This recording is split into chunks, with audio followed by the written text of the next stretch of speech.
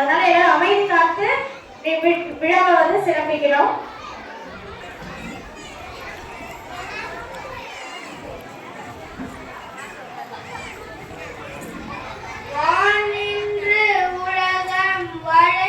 வருதலாய் தானமிடம் என்றுணர பார்த்து துப்பார்க்கு துப்பாய துப்பாக்கி துப்பார்க்கு துப்பாய தூங்கும் மழை.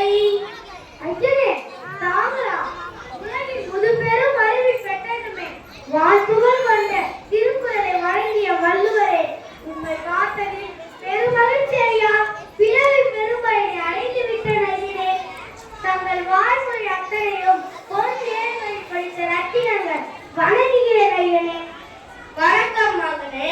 பொன் ஏடுகளில் அல்ல, இவைகள் மக்களின் மனங்களில் பதியப்பட வேண்டியவை.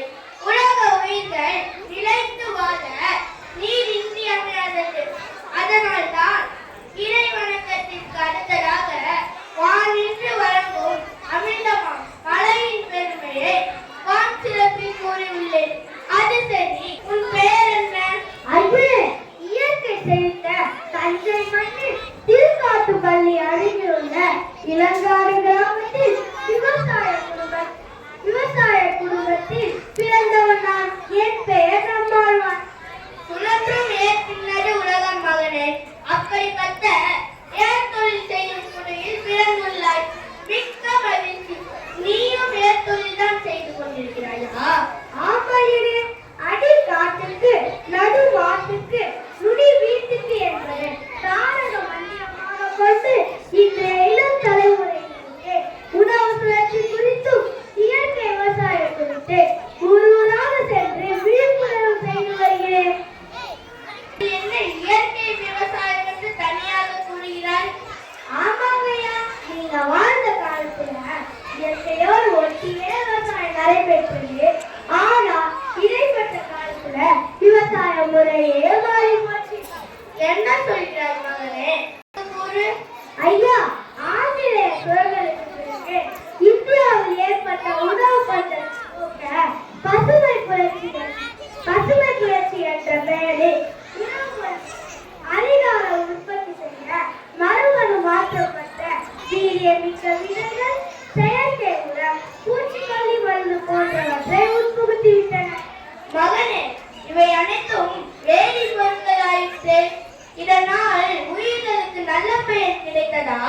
அது எப்படியா கிடைக்கும்? செயற்கை உரங்களும் பூச்சிக்கொல்லி மருந்துகளும் மண்ணையும் அது மட்டுமா மண்ணும் மலடாகி போச்சு. மனிதனும் மலடானதால செயற்கை கருத்தரசல் மையங்கள் நாட்டில பெருகி போச்சு. மாறுபாடு இல்லாத உண்டி மருத்துவனின் ஊறுபாடில்லை உயிருக்கு. தன் உடலுக்கு மாறுபாட்டை செய்யாத உணவையும் தம் மனம் விரும்பியது அல்லாதவாறு நோய் வராத அளவினால் உண்பானால் அவனுக்கு பிடிகளால் துன்பம் இல்லை என்று எவ்வளவோ அறிவுறுத்தினோமே. எதையும் மனதில் கொள்ளவில்லையா இந்த மக்கள்? ஐயா, நம் மொழிய பிள்ளைகளுக்கு கற்றுக் கொடுத்தால்தானே அவங்க நீங்க சொல்றதெல்லாம் தெரிஞ்சுப்பாங்க. மாணவர்கள் ஆங்கில வழியில நம்ம படிக்கிறாங்க. அவங்களுக்கான வாழ்வாரே வாழ்வர், மற்றெல்லாம் தொழிலுண்டு பின் செல்பவர் என்ற உயர்ந்த இடத்தில் உள்ளும் தொழில் செய்பவர்களை வைத்து போற்றினோமே. ஏற்று சுலகாய் போல் கற்றவர் இடை புகுந்து உழவு தொழிலின் உன்னதத்தையே மாற்றிவிட்டானே. மக்கள் எப்படி நலமுடன் வாழ்வார்கள்? ஐயா, இன்னைக்கு இருக்கிற தலைமுறைக்கு அரிசி எங்கிருந்து கிடைக்கிறது கூட தெரியல. இன்றைய கல்வி முறை மருத்துவ பத்தியும் சொல்றதில்ல, மனுஷனை பத்தியும் சொல்றதில்ல. எது உடலுக்கு ஏற்ற உணவு, உணவு எப்படி உண்ண வேண்டும் என எதையுமே நம்ம குழந்தைகளே இல்லை. தாங்கள் எழுதிய மருந்து என்ற ஒரு அதிகாரம் போதையா மக்கள் நோயில்லா வாழ்க்கையை வாழ. தாய் மொழியவே போற்றவில்லை என்கிறாய்.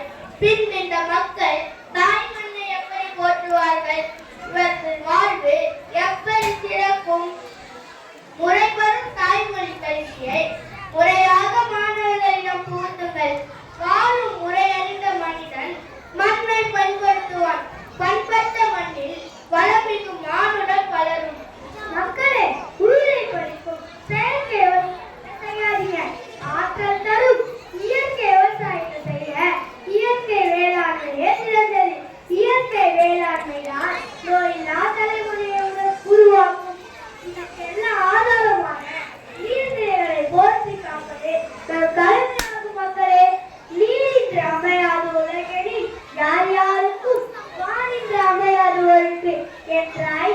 வள்ளுவனாரின் வாக்கை மனதில் ஏற்றி நம் சுற்றுச்சூழலில் நீர்நிலைகளை பாதுகாத்து வான்களையா மழை நீரை சேமித்து